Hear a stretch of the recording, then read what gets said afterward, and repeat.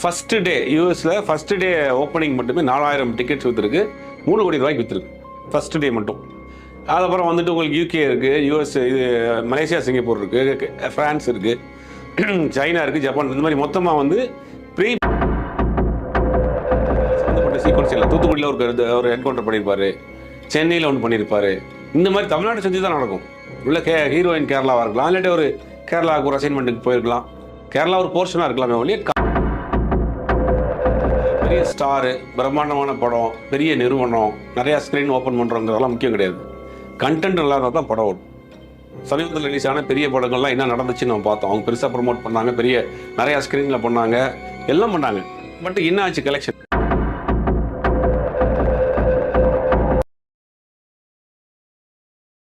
வேட்டையன் வந்து பார்த்தீங்கன்னா ரொம்ப ரொம்ப சைலண்ட்டாக இருந்தது, எதுவுமே இல்லாமல் ரொம்ப அமைதியாக இருந்தது. திடீர்னு ஒன்று ஃபஸ்ட்டு சிங்கிள் வந்தது, செகண்ட் சிங்கிள் வந்தது, அதுக்கப்புறம் ப்ரிவியூ ஒன்று விட்டாங்க. இதெல்லாம் பார்க்கும்போது ஹைப் அதிகமாகிட்டே இருக்குது. வெளிநாடுகளில் இப்போவே ப்ரீமியர் ஷோஸ் எல்லாம் விற்று தீர்ந்துருச்சு, டிக்கெட்ஸ்லாம் சொல்கிறாங்க. இப்போ எந்த அளவுக்கு போயிட்டு இருக்கு சார் வேட்டையன்? வேட்டையன் வந்து ப்ரீ புக்கிங் வந்து இன்டர்நேஷ்னல் லெவலில் பட்டையை கிளப்பிக்கிட்டு இருக்குன்னு தான் சொல்லலாம். ஃபஸ்ட்டு டே யூஎஸில் ஃபஸ்ட்டு டே ஓப்பனிங் மட்டுமே 4000 டிக்கெட்ஸ் விற்றுருக்கு. 3 கோடி ரூபாய்க்கு விற்றுருக்கு ஃபஸ்ட்டு டே மட்டும். அதுக்கப்புறம் வந்துட்டு உங்களுக்கு யூகே இருக்குது, யூஎஸ், இது மலேசியா, சிங்கப்பூர் இருக்குது, ஃப்ரான்ஸ் இருக்குது, சைனா இருக்குது, ஜப்பான், இந்த மாதிரி மொத்தமாக வந்து ப்ரீ புக்கிங் மட்டுமே இன்டர்நேஷ்னல் லெவல் ஓவர்சீஸ் மட்டுமே 10 கோடி ரூபாய்க்கு போகும் அப்படிங்கிறாங்க. இப்போ வரைக்கும் 3 கோடி ரூபாய்க்கு ஆயிருக்கு அப்படின்றாங்க. இன்னும் டேட் இருக்குது. அதனால் ப்ரீ புக்கிங் மட்டுமே 10 கோடி ரூபா வரைக்கும் வேட்டையன் ஆகும். ஒரு பெரிய எதிர்பார்ப்பு அந்த படத்துக்கு ஓவர்சீஸில் உருவாக்கிருச்சு அப்படின்றதான் சொல்கிறாங்க. அது உண்மையிலேயே பெரிய விஷயமா தான் தெரியுது. இந்த படம் ஆரம்பித்தப்போ ஒன்றும் பெருசாக இல்லை. படம் வந்து எப்போ எடுத்துகிட்டு இருக்காங்க, எப்போ முடிகிறாங்கன்றது ஒரு எதிர்பார்ப்பு இல்லை. மக்களுக்கு வேட்டையன் மேலே ஒரு பெருசாக ஒரு நம்பிக்கை இல்லை. அப்படி அந்த மாதிரி ஒரு பொசிஷனில் கிடந்த ஒரு இது கிணத்துல போட்ட கல் மாதிரி இருந்துச்சு. டப்புன்னு ஒரு ஒரு ஒரு கிளிம்ஸ் விட்டாங்க.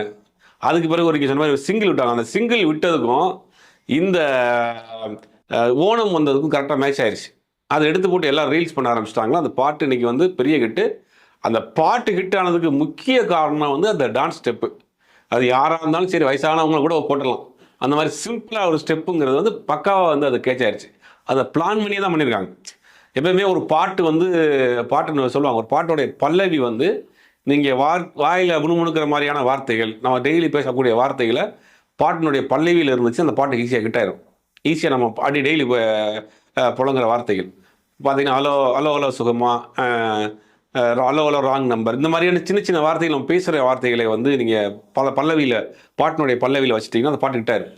அதே மாதிரி இந்த பாட்டு வந்து பல்லவிலையும் உங்களுக்கு அடிக்கடி யூஸ் பண்ணக்கூடிய வார்த்தை, தெரிஞ்ச வார்த்தை. ரெண்டாவது அந்த டான்ஸ் ஸ்டெப்பு. அந்த டான்ஸ் ஸ்டெப்பு ரொம்ப ஈஸியாக இருக்கிறதுனால அந்த பாட்டு பெருசாக வந்து கொண்டு போய் சேர்த்துருச்சு.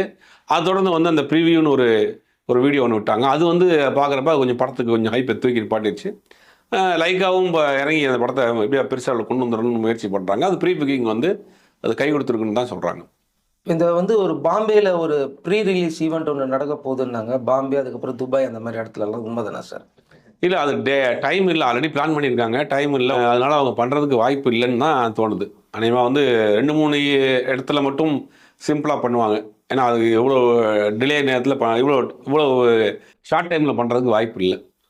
படத்தை பற்றி சொல்கிறாங்க, ஃபர்ஸ்ட் ஹாஃப்லாம் வந்து ரொம்ப ஆக்ஷன் சீக்வன்ஸ்லாம் இருக்குன்றாங்க. அடுத்ததாக இவர் வந்து விகடனில் ஒர்க் பண்ணும்போது இவர் பார்த்த சில என்கவுண்டர் விஷயத்தில் இதில் ஆட் பண்ணியிருக்காரு ஞானவேல் சார்ன்றாங்க. உண்மைதானே? ஆமாம். படமே வந்து ஒரு என்கவுண்டர் ஸ்பெஷலிஸ்ட் தான். அவர் ட்ரெய்லரை பார்த்தாலே தெரியும். அந்த மாதிரி ஒரு முக்கியமாக அந்த 90s 2001 அந்த 2006 காலகட்டத்தில் ஒரு பெரிய என்கவுண்டர் நடந்துச்சு. அதனுடைய சம்பவங்கள்லாம் படத்தில் இருக்குது அப்படிங்கிறாங்க. சென்னையிலேயே ஒரு முக்கியமாக ஒரு 5-6 என்கவுண்டர் நடந்துச்சு. பெரிய பெரிய டான் என்கவுண்டர் பண்ணாங்க. அந்த என்கவுண்டர்லாம் அந்த படத்தில் சீக்வன்ஸாக இருக்குது அப்படிங்கிறாங்க. இது அப்படிங்கும் போது அது கொஞ்சம் ரஜினிகாந்த் அந்த என்கவுண்டர் ஸ்பெஷலிஸ்ட்டாக அந்த என்கவுண்டர் எப்படி பண்ணுறாரு, அவர் துப்பாக்கி பிடிக்கிற ஸ்டைலு, அதெல்லாம் பார்க்குறப்பே கொஞ்சம் நமக்கு இதாக இருக்கும், ஸ்டைலிஷாக இருக்கும். அது படத்தில் இருக்குது அப்படின்றாங்க. அந்த முக்கியமான சம்பவத்தை பூரா படத்தில் வச்சுருக்காரு அப்படின்னு. சில விஷயங்கள்லாம் இதில் கொஞ்சம் கான்ட்ரவர்சியாக இருக்குது, அதெல்லாம் என்ஓசி வாங்கணும் அப்படின்ற மாதிரிலாம் செய்திகள்லாம் சொல்கிறாங்களே, அந்த பிரச்சனைகள்லாம் ஷார்ட் அவுட் ஆகிடுச்சா சார்? அதெல்லாம் முடிஞ்சிருச்சு. உங்களுக்கு சென்சாரே வாழ்ந்துருச்சு, சென்சாரே வாங்கிட்டாங்க. அதெல்லாம் ஒன்றும் பிரச்சனை இல்லை. படம் ரிலீஸ் ஆகிறதுக்கு முன்னாடி எந்த பிரச்சனையும் இல்லை. 10ஆம் தேதி கிளியராக ரிலீஸ் ஆகிடும்.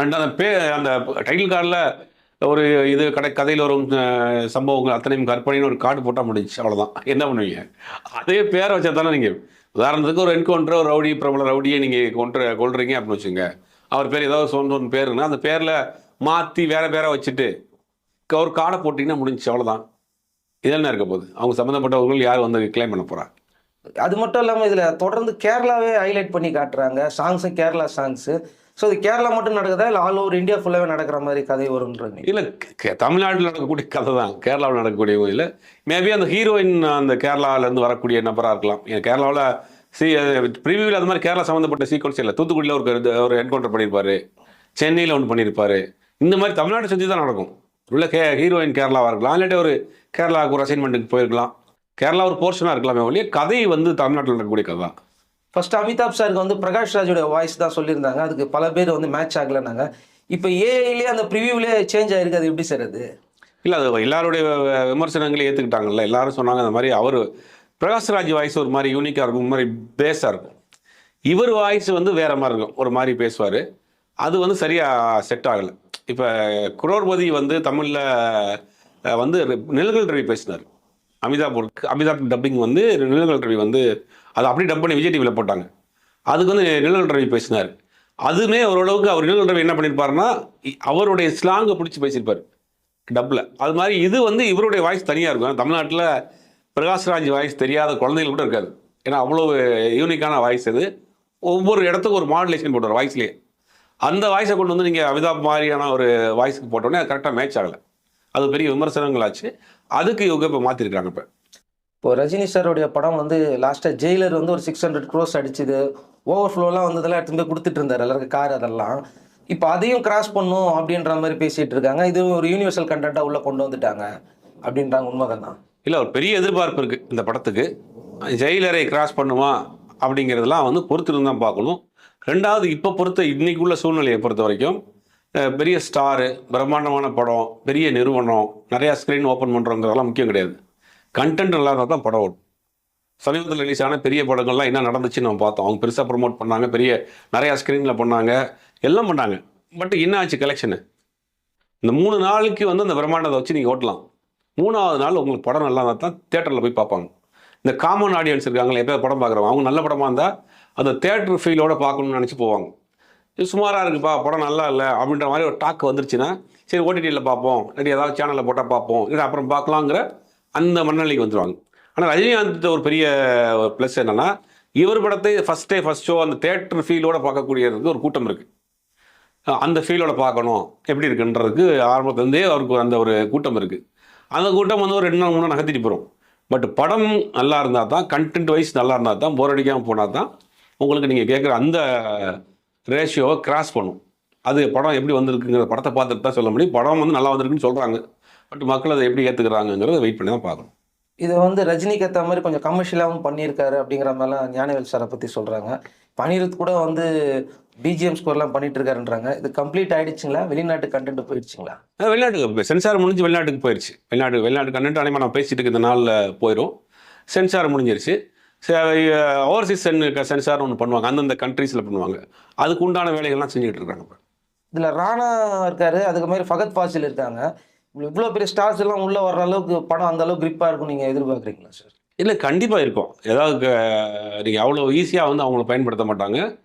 அமிதாப் பச்சனே நீங்கள் தமிழில் ரஜினிகாந்தோட ஸ்க்ரீன் ஷேரிங் கொண்டு வர்றதுக்கு அப்படின்னு தான் அவர் கதை கண்டிப்பாக கேட்டிருப்பார்.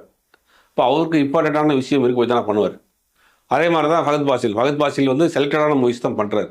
அப்போ அவருக்கு உள்ள அதில் ஏதாவது ஒரு விஷயம் இருக்க போய் தான் அவங்க கண்டிப்பாக பண்ணுறாங்க. எல்லா ஆர்டிஸ்ட்டுமே அவங்களுக்குள்ள கேரக்டர் அதில் இருந்தால் தான் பண்ணுவாங்க. இப்போ எல்லாமே பெரிய பெரிய ஆர்டிஸ்ட். இப்போ ஃபகத் பாசில் அந்த ஊரில் பெரிய ஆர்டிஸ்ட், ராணா அங்கே ஒரு பெரிய ஆர்டிஸ்டாக இருக்கார். அப்போ அவங்களுடைய கேரக்டர் வந்து டெவலப் ஆகிறதா தான் பண்ணுவாங்க, சரியாக இருக்கும். சரி, இந்த படத்தை வந்து இங்கே தமிழ்நாட்டில் மட்டும் எத்தனை ஸ்க்ரீனிங் பண்ணுவாங்க எதிர்பார்க்கலாம் சார்? 600 ஸ்க்ரீனிங்கிறது ஒரு சொல்கிறாங்க. ஏன்னா அந்த நேரத்தில் எந்தெந்த படம் இப்போ ஓடிட்டு இருக்க படங்கள் எத்தனை படம் எடுக்க போகிறாங்க, எது போகிறாங்கன்னு தெரியல. இப்போ லப்பர் பந்து வந்து அதிக ஸ்க்ரீன் பண்ணிட்டு இருக்காங்க நாளுக்கு நாள். அப்படிங்கும் போது அடுத்தடுத்த வாரங்களில் லப்பர் பந்து எத்தனை தேட்டர் ஸ்க்ரீன் பெருசாக போகுது அப்படிங்கிறத பொறுத்து இருக்குது. ஆனால் அந்த நேரத்தில் வேறு எந்த படமும் இல்லை. 600 ஸ்க்ரீனுக்கு மேலே தான் கண்டிப்பாக, 600 to 1000 கண்டிப்பாக இருக்கும். இப்போ இந்த படம் வந்து அதர் லாங்குவேஜில் தெலுங்கு, ஹிந்தி இந்த மாதிரி லாங்குவேஜ்லலாம் எத்தனை ஸ்க்ரீன் பண்ணுறாங்களா, இல்லை ரெகுலரான ஸ்க்ரீனிங் தானே சார்? இது ரெகுலரான ஸ்க்ரீனிங் தான், வேறு லாங்குவேஜ் கிடையாது, ரெகுலரான ஸ்க்ரீனிங் தான். இப்போ ரஜினி சாரை பொறுத்த வரைக்கும் அவர் கண்டென்ட்டில் ரொம்ப ஒன்றுக்கு 10 தடவை பார்ப்பாரு அப்படின்னு சொன்னாங்களே, இதில் அந்த அளவுக்கு ஒரு இன்ட்ரெஸ்ட் காட்டியிருக்காருன்னு நீங்கள் நினைக்கிறீங்க? கண்டிப்பாக அவர் ஏற்கனவே ஆடியோ லான்ச்சில் சொல்லியிருப்பாரு, இது வந்து என்னை நம்பி படம் போடக்கூடிய தயாரிப்பாளருக்கு நீங்கள் வந்து பார்த்து பண்ணுங்க, நீங்கள் வேற ஒரு ஜோனரில் படம் பண்ணிட்டு வந்திருக்கீங்க, நான் என்னோட ஆடியன்ஸ் வேற, அதெல்லாம் யோசிச்சு பண்ணுங்க, என்னை வச்சு நீங்கள் படம் பண்ணிருக்கான்னு கேட்டிருக்காரு. அதெல்லாம் அவரே சொன்னது தான். அப்படிங்கும் போது அவருக்கு அந்த ரஜினி ரசிகர்களுக்கு இருக்கக்கூடிய விஷயங்களே கரெக்டாக பண்ணியிருக்காருன்னு நினைக்கிறேன். ரெண்டாவது இந்த என்கவுண்டர் சீக்வன்ஸுங்கிறது ஒரு புது களம் அது. நீங்கள் என்கவுண்டர் நம்ம படத்தில் நிறைய படங்களில் பார்த்துருப்போம். என்கவுண்டர் வருவாங்க, போலீஸ் துப்பாக்கியில் சுடும், கூட்டு போய் ஓட விட்டு சுட்டுட்டு அதை வந்து காசை முடிச்சிடுவாங்க. ஆனால் என்கவுண்டருக்கு ப்ரிப்பேர் ஆகிறாங்கல்ல, அது நம்ம யாரையும் சினிமாவில் பார்த்ததில்ல. என்கவுண்டர் யாரை பண்ண போகிறாங்க, அதுக்கு எத்தனை நாளாக ப்ரிப்பேர் ஆகிறாங்க, எப்படி ஸ்கெட்ச் போடுறாங்க, என்கவுண்டர் பண்ணிட்டு அது என்ன மாதிரியான விஷயங்கள்லாம் பண்ணுவாங்க அப்படிங்கிற அந்த டீட்டெயிலிங் இருக்குல்ல, அதெல்லாம் கண்டிப்பாக படத்தில் இருக்கும். அந்த ஒவ்வொரு என்கவுண்டருக்கும் பின்னாடி அந்த டீட்டெயிலிங் இருக்கும். அது உங்களுக்கு புதுசாக இருக்கும், பார்க்குறது புது கண்டென்ட்டாக இருக்கும். அதான் சொல்கிறாங்க, அந்த விஷயங்கள் ஒரு 5-6 விஷயங்கள் படத்தில் இருந்தாலே படம் வந்து பெருசாக இன்ட்ரெஸ்டிங்காக போயிடும் அப்படிங்கிறாங்க. இந்த படம் வந்து லைக்கா வந்து ரொம்ப கான்ஃபிடென்ட்டாக இருக்காங்க. டேபிள் ப்ராஃபிட்டே படத்துக்கு முன்னாடியே ஒரு நல்ல பிஸ்னஸ் கிடைக்க போகுதுலாம் சொல்கிறாங்க. தேட்டருக்கு இங்கே வந்து ரெட் ஜெயிண்ட் வந்து பர்ச்சேஸ் பண்ணியிருக்காங்கன்றாங்க. ஸோ இதுவே ஒரு ஹைப்பாக இருக்கான்னு தான் கேட்குறேன். இல்லை, லைக்கா மாதிரியான நிறுவனங்கள்லாம் தொடர்ந்து படம் பண்ணணும்.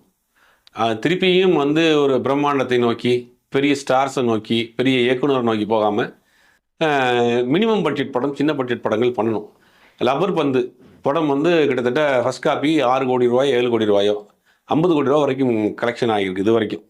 அதே மாதிரி கிஷ்கிந்தா காண்டம்னு ஒரு படம், மலையாள படம், ஆசிஃப் அலி படம், 6 கோடி ரூபாயோ நம்ம படம் 50 கோடி ரூபா மலையாள படம் கலெக்ஷன் பண்ணியிருக்கு. அந்த படம் மலையாள இண்டஸ்ட்ரி எவ்வளோ சின்ன இண்டஸ்ட்ரி, எங்கே என்ன பிரச்சனை போயிட்டு இருக்கு, அந்த படம் 50 கோடி ரூபா கலெக்ஷன் கொடுத்துருக்கு. அப்போ இதுலேருந்து என்ன தெரியுதுன்னா, கண்டென்ட் வைஸ் நல்லா இருந்ததுன்னா ஆர்டிஸ்ட்டோ பிரம்மாண்டமோ பெரிய டைரக்டரோ தேவையில்லை. இப்போ நீங்கள் 100 கோடி ரூபாய்க்கு ஒரு படம் பண்ணுறதுக்கு இந்த 10 படம் 10 கோடி ரூபாய்க்கு 10 படம் பண்ணலாம். லைக்கா மாதிரி அவங்களுக்கு ப்ரொமோட் பண்ணுறதுக்கோ அதை வந்து ரிலீஸ் பண்ணுறதுக்கோ எல்லா பொட்டன்ஷியலும் இருக்குது. அந்த 10 படம் பண்ணுறப்ப அதில் 2 படம் அவங்களுக்கு கை கொடுத்தா கூட போதும், அவங்க எங்கேயோ போயிடுவாங்க.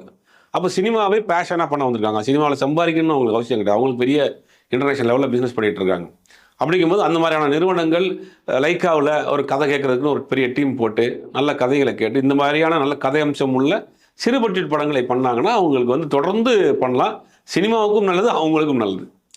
இப்போ இந்த படம் ரஜினிக்கு ஒரு வெள்ளி விழாலாம் எடுக்க போகிறாங்க அப்படின்னாங்களா, அது உண்மைதானா சார்? அது இல்லை, அது சில பேர் சொல்லியிருக்கிறாங்க, அதுக்குண்டான முயற்சிகள் பண்ணிட்டு இருக்கிறாங்களாம். அது ரஜினிகாந்த் இருக்கிற அவருக்கு பிஸியில் எப்படி ஒத்துக்கிறாருன்னு தெரில. ஏன்னா வரிசையாக அவர் லைனப்பில் கூலி, ஜெயிலர் 2ன்னு வரிசையாக இருக்கார். அது எப்போ ஒத்துக்கிறாரு, எப்போ பண்ணுறாங்க அப்படின்னு தெரியல. ஆனால் எல்லாரும் அதுக்கு உண்டான முயற்சிகள் பண்ணிக்கிட்டு இருக்கிறதா தான் சொல்கிறாங்க. இப்போ வேட்டையன் பொறுத்த வரைக்கும் இங்கே சென்னையில் மட்டும் 100% வந்து வசூல் நல்லா தான் இருக்கும் அப்படின்ட்டு சில பேர் தியேட்டரில் சேர்ந்தவங்களே சொல்லிக்கிட்டு இருக்காங்க. ஏன்னா அவங்களுக்கு நியூஸ் போயிருக்கு, படம் வந்து கண்டென்ட் நல்லா வந்திருக்கு அப்படிங்கிற மாதிரி எல்லாரும் சொல்லிட்டு இருக்காங்க. ஸோ கன்ஃபார்மாக ஜெயிலர் அது கிராஸ் பண்ணுறதுக்கான வாய்ப்பு இருக்குன்னு சொல்கிறாங்க. இல்லை, அதான் ஏற்கனவே சொன்னானே, ஜெயிலர் கிராஸ் பண்ணுறதுக்குன்னா ஜெயிலர் வந்து நீங்கள் இதே மாதிரி தான் அந்த ஒரு கண்டென்ட்டில் அந்த ஆடியோ லான்ச்சில் பேசுகிறது தான் ஜெயிலர் எங்கே தூக்கிட்டு போச்சு. ரெண்டாவது படமும் வந்து பார்க்குறப்ப நல்லா விறுவிறுன்னு போயிடும். படம் நல்லா இருந்தால் தான் நீங்கள் 4வது நாள் படம் ஓடும். இப்போ இந்த வேட்டையனே எடுத்துக்கிட்டிங்கன்னா 3 நாளைக்கு கன்ஃபார்மாக ஃபுல்லு. 4வது நாள் உங்களுக்கு கண்டென்ட் நல்லா இருக்குது, படம் நல்லா இருக்குன்னு டாக் வந்தால் தான் 4வது நாள் 5வது நாள் படம் வந்து போகும். அப்போ ஜெயிலர் வசூலை கிராஸ் பண்ணுமாங்கிறது படத்தினுடைய கண்டென்ட்டை வச்சு தான். அது நம்ம வந்து வெயிட் பண்ணி தான் பார்க்கணும். இப்போது இங்கே வந்து பார்த்தீங்கன்னா இந்தியன் 2 வந்து அவங்களுக்கு ஒரு பெரிய சர்க்கிளாக அமைஞ்சுது. ஸோ இதுலேருந்து அவங்க வெளில வரதுக்கு சான்சஸ் இருக்குங்களா அவங்களுக்கு? கண்டிப்பாக இந்த படம் ஒரு பெரிய அவங்களுக்கு ஒரு நம்பிக்கையை கொடுத்துருக்குன்னு தான் சொல்கிறாங்க. வசூல் ரீதியாகவும் சரி, பிஸ்னஸ் ரீதியாகவும் சரி, சில கம்பெனிகள் எங்களுக்கே கொடுங்கன்னு சொல்லி கேட்டு இந்த படத்தை வாங்கியிருக்கிறாங்க, நாங்கள் ரிலீஸ் பண்ணுறோம் அப்படின்னு டைக்காட்டை வந்து இந்த படத்தை கேட்டுலாம் வாங்கியிருக்கிறாங்க. அந்தளவுக்கு ப்ராஃபிட் வந்து இப்போ கண்மாடி தெரிய ஆரம்பிச்சிருச்சு, வர ஆரம்பிச்சிருச்சு. அப்படிங்கிறதுனால ஒரு நம்பிக்கையில் இருக்கிறாங்க. அடுத்து விடாமுயற்சிக்கும் பெருசாக ஒரு எதிர்பார்ப்பு இருக்குது. இந்த 2 படமும் ஒரு பெரிய கை கொடுத்துச்சுன்னா தொடர்ந்து படம் பண்ணுறதுக்கு வாய்ப்பு இருக்குது. அதே மாதிரி வந்து கூலி படம் இப்போ எல்லாரும் எதிர்பார்த்துட்டு இருக்காங்க. இது டோட்டலாக முடிச்சிட்டாரு. கூலியும் எப்படி சார் போயிட்டு இருக்கு? இப்போ கூலியை பொறுத்த வரைக்கும் ரொம்ப ஃபாஸ்ட்டாக பண்ணிகிட்டு இருக்காங்க. ஷூட்டு வந்து ஹைதராபாத்தில் போயிட்டுருக்கு. ஒரு பெரிய செட் ஒன்று போட்டு படத்தை வந்து கண்டினியூஸாக ஷூட் போயிட்டுருக்கு. அதனால் அந்த படத்தை முடிச்சுட்டு ஜெயிலர் 2 அதே கம்பெனி தான் பண்ணுறாரு. அப்படிங்கும்போது பேக் டு பேக் அந்த படத்தினுடைய வேலை ரொம்ப ஃபாஸ்ட்டாக தான் போயிட்டுருக்கு. இப்போ தமிழ் சினிமாவில் 2.0 தான் அதிகமான கலெக்ட் பண்ணாதுன்னு சொல்கிறாங்களே, அது உண்மை தானே சார்? ஜெயிலர்ன்றாங்க, 2.0ன்றாங்க, எது உண்மைங்கிறது யாருக்கும் தெரியல. இப்போ வர இந்த கலெக்ஷன் இருக்குது பார்த்தீங்கன்னா, அவங்க சொல்லக்கூடிய கலெக்ஷன் எதுவுமே நம்புற மாதிரி கிடையாது, எதுவுமே உண்மையும் கிடையாது. அவங்க ஒரு நம்பர் சொல்கிறாங்க இந்த அமௌண்ட் அப்படிங்கிறது. அது வந்து எதுக்காக சொல்கிறாங்க? முந்திலாம் ஒரு படம் ரிலீஸ் ஆச்சுன்னா அந்த படத்தினுடைய தயாரிப்பாளர் வந்து கலெக்ஷன் சொல்ல மாட்டார். அதனால் இந்த நம்பர் வந்து உங்களுக்கு சந்தேகமாகவே இருக்குது. அது எதுக்காக சொல்கிறாங்க, சில பேர் பணத்தை ஒயிட் ஆகுறாங்க அப்படின்னு நிறையா கதைகள் சொல்கிறாங்க. அதனால் நம்புற மாதிரி இல்லை. இது அதுலேருந்து நம்ம இந்த படத்தை அது கிராஸ் பண்ணிடுமா, அந்த படமும் கிராஸ் பண்ணிடுமாங்கிறதெல்லாம் இப்போ வந்து இந்த கண்டென்ட்டை வச்சு தான். ஆனால் உங்களுக்கு தெரிஞ்சு இப்போ தமிழ் சினிமாவில் யார் வசூலில் நம்பர் 1 இருக்காங்க? வசூலில் நம்பர் 1னா ஜெயிலர் தான். இப்போதைக்கு லாஸ்ட்டாக அவங்க சொன்ன அந்த நம்பர் பிரகாரம் பார்க்குறப்ப ஜெயிலர் தான் அதிகமான வசூலை கொடுத்த படம் சமீபத்தில். சரி, அப்போ வந்து இந்த கோட்டு வந்து கடைசியாக ஜெயிலர் வசூலியாசத்தை டச் பண்ணிச்சா இல்லையா சார்? கோட்டு வந்து லியோ வசூலே டச் பண்ணலையே, அதான் பிரச்சனை. அப்படியா? லியோவுக்கும் ஜெயிலருக்கும் போட்டிட்டாங்க. கடைசியில் லியோவுக்கும் கோட்டுக்கும் போட்டி ஆகிப்போச்சு. அந்த மாதிரியான ஒரு சுச்சுவேஷன் ஆகிடுச்சு. கோட் வந்து நேற்று கூட ஒரு தேட்டர் ஓனர் பேசியிருந்தார். நியூஸ்லாம் வந்துருச்சு. 2வது நாள் நான் செகண்ட் வீக்லாம் படம் அப்படியே உட்காந்துருச்சு அப்படின்னு அந்த தேட்டர், அந்த பிரபலியமான ஒரு தேட்டரு, மிகப்பெரிய ஃபேன் பாய் தேட்டர் அவரே சொல்லியிருக்காரு, செகண்ட் வீக்கில் படம் உட்காந்துருச்சு அப்படின்னு. அப்போ அந்த கண்டென்ட் வைஸ் படம் இல்லை, எவ்வளோ நாளைக்கு தான் நீங்கள் முட்டு கொடுத்து ஓட்ட முடியும்? அந்த இப்போ ராயன் படம் பெரிய கலெக்ஷன் கொடுத்துச்சு அப்படின்னா ராயனுக்கு சாங் வந்து ஒரு பெரிய ப்ளஸ்ஸு, சன் பிக்சர்ஸ் ஒரு பெரிய ப்ளஸ்ஸு, எல்லாம் சேர்ந்து தேட்டருக்கு இழுத்துட்டு வந்துருச்சு. ஆனால் இந்த படத்தில் சாங் பெருசாக இல்லை, செகண்ட் ஹாஃப்லாம் ரொம்ப ஒரு மாதிரி ஸ்க்ரீன் பிளே வைஸ் ரொம்ப டல்லாக இருக்குது. இந்த டிஏஜிங் பண்ணது நிறைய, அந்த படம் ஆரம்பிச்சது நெகட்டிவாகவே பல விஷயங்கள் வந்துச்சு. அது படத்துக்கு ஒரு பெரிய அளவில் செட்பேக் ஆயிடுச்சு. அப்போ கோட்டை வந்து ஜெயிலரை தொடலை, அதே மாதிரி கோட் லியோவே தொடலை அப்படின்னு வச்சுக்கலாமா? கண்டிப்பாக லியோவுக்கும் கோட்டுக்கு தான் போட்டியே, பட் லியோ தான் முன்னாடி நிற்கிது இப்போ. அப்போ அப்படி தான் பார்க்கணுமா? அப்போ சரி, ஓகே சார். அப்போ கண்டிப்பாக வேட்டையன் ஒரு பெரிய ஓப்பனிங் இருக்குது. வேட்டையன் ரஜினி ரசிகர்களுக்கு மட்டும் இல்லை, லைக்காவுக்கும் பெரிய வாழ்வை கொடுக்கக்கூடிய படமாக இருக்கும். பொறுத்திருந்து பார்ப்போம். Okay, thank you sir. நன்றி.